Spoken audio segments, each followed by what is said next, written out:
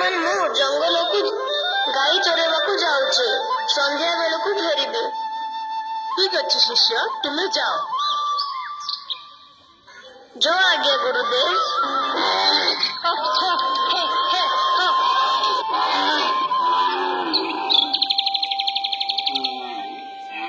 ପ୍ରତିଦିନ ଉପମାନ୍ୟ ଗାଈମାନଙ୍କୁ ନେଇ ଜଙ୍ଗଲକୁ ଯାଉଛି, କିନ୍ତୁ ସେ ଏଭଳି ହୃଷ୍ଟପୃଷ୍ଟ କେମିତି ଦେଖାଯାଉଛି?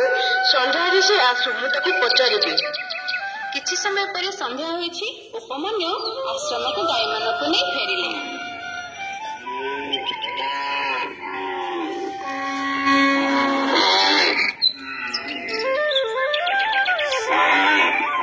ପ୍ରଣାମ ଗୁରୁଦେବ।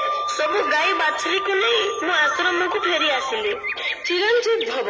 ଶିଷ୍ୟ, ମୁଁ ତୁମକୁ ଗୋଟେ ପ୍ରଶ୍ନ ପଚାରିବି? ଆଜ୍ଞା ଗୁରୁଦେବ। ତୁମେ ତ ପ୍ରତିଦିନ ଗାଈ ଚରେଇବାକୁ ଜଙ୍ଗଲକୁ ଯାଅ, ହେଲେ ତୁମେ ଦିନକୁ ଦିନ ହୃଷ୍ଟପୃଷ୍ଟ ଦେଖାଯାଉଛ କିପରି?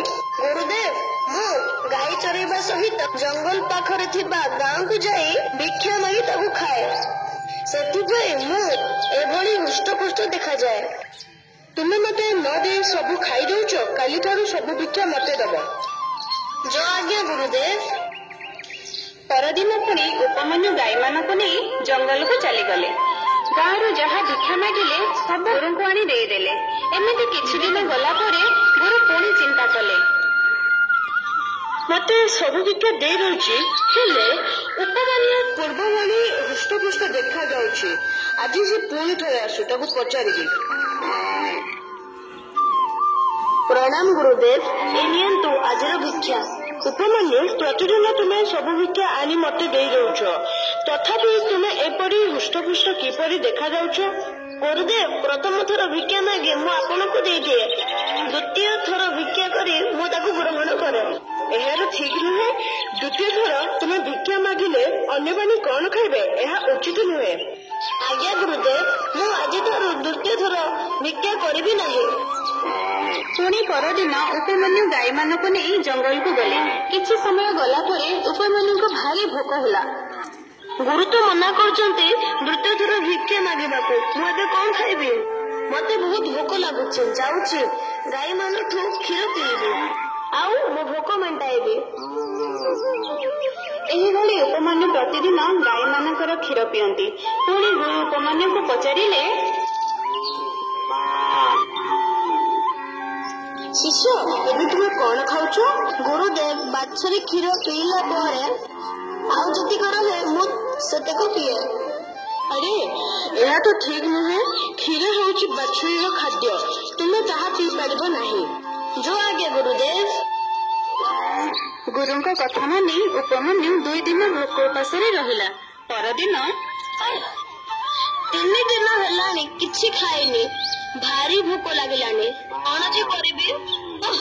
ଆଉ ରହିପାରିବି ନାହିଁ। ଆରେ, ଏଠି ଅରବ ଗଛଟେ ଦେଖାଯାଉଛି। ଯାଉଛି ସେ ଗଛରୁ କିଛି ପତ୍ର ଖାଇ ନେବି। ଏହା କହି ଉପମାନ୍ୟୁ ସେହି ଗଛରୁ ଗୋଟାଏ ପରେ ଗୋଟାଏ ଅରଖ ପତ୍ର ଖାଇବାକୁ ଲାଗିଲା। ତାହାପରେ, ଆରେ, ମୋ ଆଖିକୁ କଣ ହେଲା? ମତେ ସବୁ ଝାପ୍ସା ଦେଖାଯାଉଛି। ଇଏ କଣ ହେଲା? ମତେ ଏବେ କିଛି ଭଲରେ ଦେଖାଯାଉନି। ଏବେ କୁଆଡେ ଯିବି? କଣ କରିବି? ମତେ ତ ଏବେ କିଛି ଦେଖାଯାଉନାହିଁ। ଯାଏ ଟିକେ ଆଗକୁ ଯାଇ ଦେଖେ।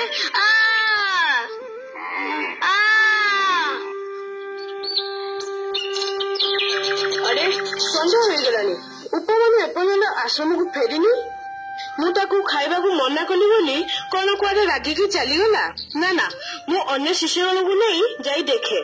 ଗୋପାଳ, ସୁଦାମ, ମଦନ, ଆରେ କୁଆଡେ ଗଲେ ସବୁ? ଆଜ୍ଞା ଗୁରୁଦେବ, ଆମେ ମାନେ ଏଇଠି ଅଛୁ। ଆରେ ଶୁଣ ସମସ୍ତେ, ଉପମାନ୍ୟ ଏବେ ଯାଇ ଆଶ୍ରମକୁ ଫେରିନି। ଚାଲ ଜଙ୍ଗଲକୁ ଯାଇ ଦେଖି ଆସିବା। ଆଜ୍ଞା ଗୁରୁଦେବ, ଏପଟେ ଆସନ୍ତୁ ଯିବା। ଉପମାନ୍ୟ, ଉପମାନ୍ୟୁ, ଉପମାନ୍ୟ, ଉପମାନ୍ୟୁ। ଆରେ କୋଉଠି ଅଛ? ଉତ୍ତର ଦିଅ।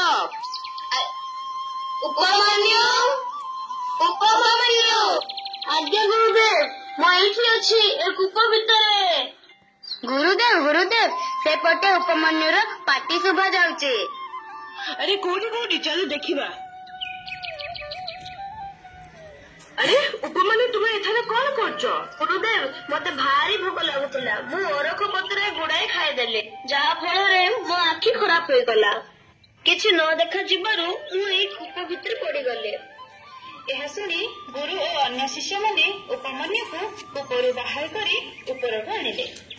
ତୁମେ ମହାନ ଉପମାନ୍ୟୁ, ତୁମେ ମହାନ। ଏବେ ତୁମେ ସ୍ୱର୍ଗର ବୈଦ୍ୟ ଅଶ୍ୱିନ କୁମାରଙ୍କୁ ପ୍ରାର୍ଥନା କର। ସେ ତୁମ ପ୍ରାର୍ଥନାରେ ଖୁସି ହୋଇ ତୁମ ଆଖିକୁ ଭଲ କରିଦେବେ। जो आज्ञा गुरुदेव।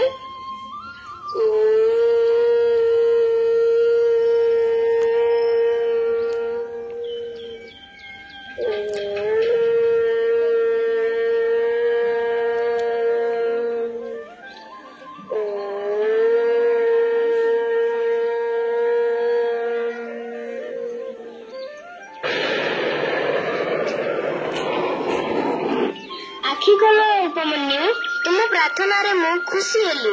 एई नियो ए पिठाटी को खाई दियो, जहा फଳରେ तुम आखि भल होई जिवो। प्रणाम प्रभु।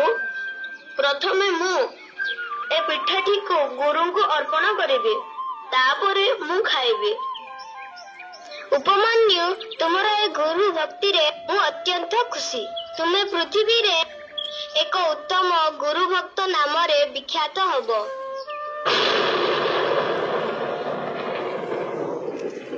ଏହା କହି ଅଶ୍ୱିନୀ କୁମାର ସ୍ୱର୍ଗକୁ ଚାଲିଗଲେ।